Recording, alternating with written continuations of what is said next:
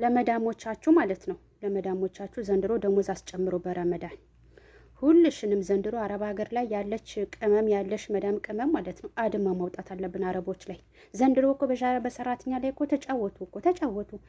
ሰራተኛ እኛ በግነን ፍየነን ምን ዶሮነን ሰራተኛ ረከሰ እያሉ ምግብ፣ ጽዳት፣ ልጅ፣ ፎቅና ምድር በዛ ላይ ከልጅ ጋር ራሱ እያራሮጡ ማለት ነው። ከ1000 ብር በላይ አልከፍልም፣ ከ1200 ብር በላይ አልከፍልም። በዛ ላይ ቤቱ ፎቅና ምድር፣ ከዛ ደግሞ ምግብ፣ ከዛ ደግሞ ተኩላ ልጆቻቸውን ይዘው ማለት ነው 1000 ብር 1200 ብር ላዋላ ዘንድሮ ሸቃላ ረከሰ ሲሉ ነበረ። እና ማለት ነው ጋይሶቼ አሁን ረመዳን መጥቶ የለም። በነገራችን ላይ ጠርጥሩ አንዳንድ አረቦች ማለት ነው በጣም ተንኮለኛ ናቸው። ይኸው ረመዳን ካለፈ በኋላ ማለት ነው ስራ የሚባል አይኖርም። ህዝቡ ይሳፈራል ምናምን። ስራቸውን ቋሚ አድርጉ። ሌላው ደግሞ ጠርጥሩ ስራ ስትገቡ በረመዳን ደግሞ ሳይከራከሩ ሰራተኛ የሚወስዱ አረቦች ለአንድ ወር ብቻ የሚፈልጉ ናቸው። ለአንድ ወር ብቻ ስለሆነ የሚፈልጉ ምትሉትን ያላችሁትን በሙሉ ነው ከፍለው እሺ የሚሉት። 2000 በሏቸው፣ 2005 በሉ፣ 3000 በሉ፣ አይከራከሩም። እሺ ይላሉ።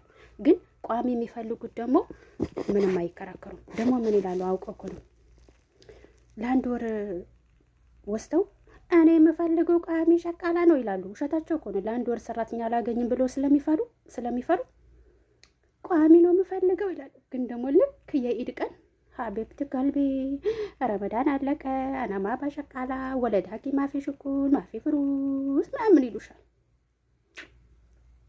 አንደኛ ነገር ስራ ስትገቡ ዘንድሮ ቋሚ የሆነ ስራ ደሞዙን አይደለም ፎከስ ማድረግ ያለባችሁ፣ ቋሚ የሆነ ስራ ፈልጋችሁ ገቡ ጋይስ።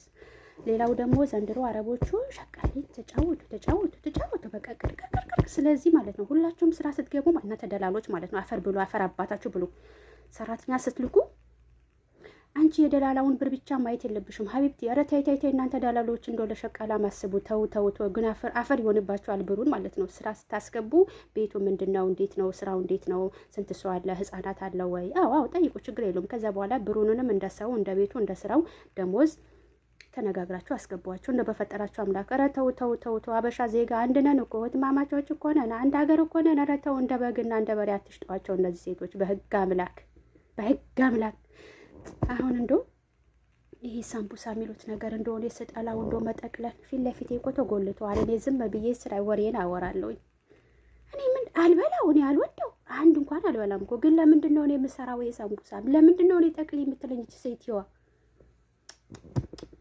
ዘንድሮ ለረመዳን እኔ እረፍት መውሰድ አለብኝ አንድ ወር። እረፍት ቤት ወጥቼ ቁጭ ማለት አለብኝ። ምን አባቱ አመቱ ሙሉ ተሰራ ያው ነው ተሰራ ያው ነው ካላስ። እኔ ዘንድሮ ረመዳን ቤት ልሂድ እንዴ? ልሂድ ወገን ልሂድ ቤት ልሂድ።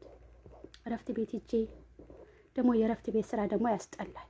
ወጥ ቤት ገብተው እውነት እንደሆነ ይቅርታ አድርጎልኝ የጃዛ ቤት ሳምንት ቁጭ ብዬ እንደው ተኝቼ ከሙሉ አረብ ቤት ወሩ ሙሉ ብሰራ ይሻለኛል። የጃዛ ቤት ነገር በጣም ነው የሚያስጠላው። ደግሞ ቤቱ ምንም ብታደርጉት አያምርም። የጃዛ ቤት የሆነ ያስጠላል። ወላሂ ላዝም ለምን እንደሆነ እኔ አላውቅም። እና ለማንኛውም አድማ አድርጉ ለማለት ነው የመጣሁት። እሺ